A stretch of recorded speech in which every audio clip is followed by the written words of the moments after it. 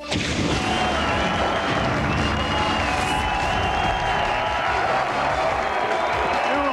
week, for the first time this fall season, we have an arena final.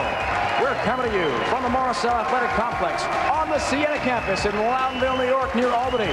It's the championship round of the Empire State Open, the final tour stop before next week's Tournament of Champions in Connecticut. Now let's meet our 5 finalists. First, from Newark, New York, about 2 hours from here. He finished third last week in Long Island with 5 career titles. Doug Kent. Making his second TV appearance in 3 weeks, looking for his 4th career victory and a berth in next week's Tournament of Champions. From Bolingbrook, Illinois, near Chicago, Steve Jaros. From Dallas, Texas, he is in first place on the PBA World Rankings list, making his 4th TV appearance this season, looking for his 4th career win, Chris Barnes. He is first in the all-time earnings list, second on the career win list, and a 5-time PBA Player of the Year from Ocala, Florida, Walter Ray Williams Jr. And from Flushing, New York, he has 2 career titles, ranked 7th in the PBA World Rankings, Tommy DeLutz Jr. Those are the 5 finalists for the 2002 Empire State Open here in the championship round. Here's our matchups. World Championship defender titleist Doug Kent makes his 2nd straight TV show as the wild card this week against Steve Jaros. In a battle of heavyweights, it's Chris Barnes taking on Walter Ray Williams Jr. and Tommy DeLutz Jr. awaits the winner in the semifinals. Dave Ryan, Randy Peterson, our entire ESPN PBA crew. Glad to be here for our first arena show. Doug Kent, as we saw moments ago, Randy, a big Buffalo Bills fan. Hoping his team can make the playoffs and hoping he can get another victory. We've got great new camera angles for you here. A lot more capabilities with the big building on the Siena campus. The arena final underway in Albany. Little double wood. Slow down, baby, slow down. Yeah, kind of hard to do when there's this much adrenaline, this much excitement in this venue. Get up there, Doug gets just a little bit too fast. Too much ball speed. The ball doesn't read the lane, doesn't hook into the pocket. And he struggled a little bit with spares in this tournament.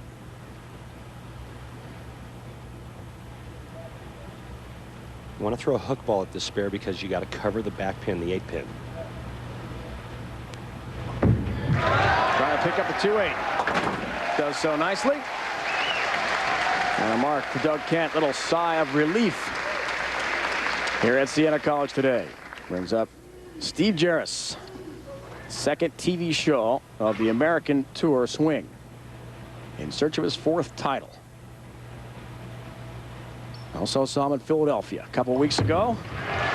On TV. Comes in a little high. Gets a break. Almost a Brooklyn strike. That's horrible. He knows it. Well, this ball never gets far enough right. It was almost like a straight beeline right at the head pin. When you have some hook on it, it's going to cross over, but he gets a really nice break, tripping the 6-10 out. And he looked a little off last night in the match against Pete Weber. You see, he beat Pete Weber 3-1, but he was a little suspect coming down the stretch. Got a couple nice breaks against Pete as well. Second ball for him. Much more effective on lane 4. We have 4 TV lanes set up here. Got away with one. Synthetic surface. It's much different than the wood approach and wood surface they played on at the Bowlers Club in Latham, about a 10-minute drive from here, all the way through the round of 8. But the arena finals, much different. It's going to take some time for the players to adjust. Back to Doug Kent. Pocket. Real strikes, baby. That's crossed over crap. Really? Doug, not real happy about the double, and Jaros taking advantage of that, Brooklyn. He says, hey, that's the way they're supposed to go down. Real strikes, damn it. Intense Wild card production this week. Kent had the fewest match play losses. That's why he's in the final 5 despite losing.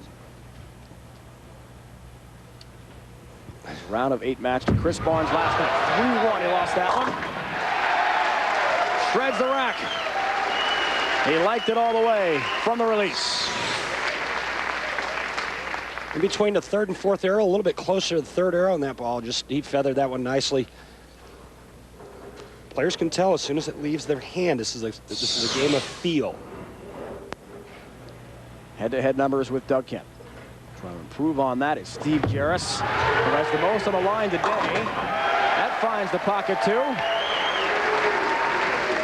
He needs a victory today in Albany to get himself to next week's Tournament of Champions. Right now he's on the outside looking in. His last chance comes here.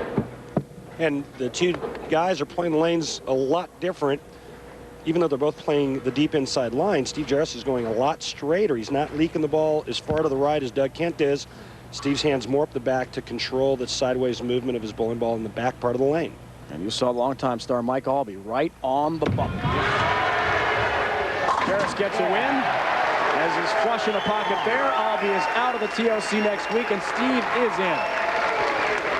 With $100,000 on the line, a major championship, double tour points next week. Doug was closer to the 3rd arrow. Steve Jaros is a little bit left of the 4th arrow. Remember, the head pin, the pocket area is about the 18th, 17th board. So when you're playing that far left, you got to have the ball going to the right.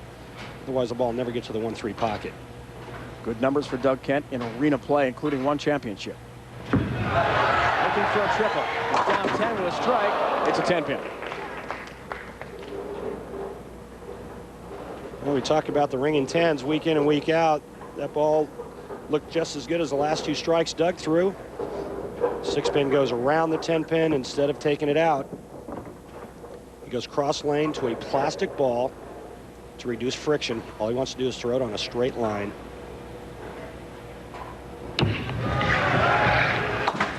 Pick up his mark.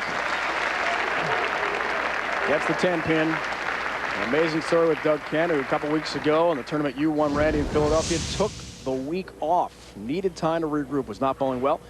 Went to his home in Newark, New York, Wayne County, about halfway between Rochester and Syracuse, New York, a couple hours from here. Put himself on video. He took 1 or 2 arm swings and realized what was wrong. And I asked him last week, what was the one thing that you learned the most from bowling on TV? He said going home and watching the show and watching his swing on TV. Had to really hurry back and came in light that time. Didn't catch the oil he wanted to head it back into the pocket. This ball just gets too far to the right, and there is no friction outside there. A lot of oil outside. That's why all the players played in this week. This is the same pattern that we bowled on the wood surface. Anyway, getting back to what he told me, he said he really liked what he saw on TV. It just made a lot of sense to him. He saw it. Not only does it feel good, but it looks good, and that equaled a lot of confidence for him going into this week. Another great vantage point. Our director, Scott Katz, bringing you the new camera angles we've got here, arena setting, and he's able to get the wiggling 4. Gets a mark, avoids what would have been a deadly open the way Jaros has started his match. Well, normally for that spare, you want to get the ball a little bit further left of that. Bonus. 0-4 in arena finals to date. Would like to change that. Has a 4-bagger to start. A strike here. He's got a 35-pin lead. 10-pin.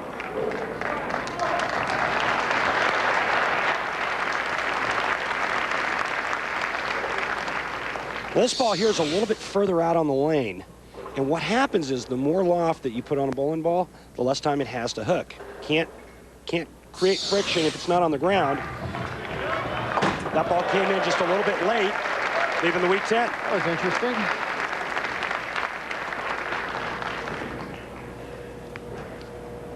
Steve had hoped his wife June might be able to make it from Chicagoland.